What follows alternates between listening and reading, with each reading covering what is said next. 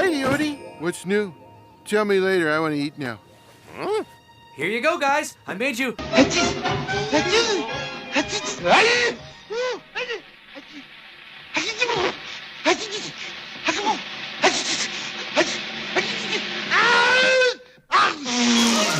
Quick, slow motion.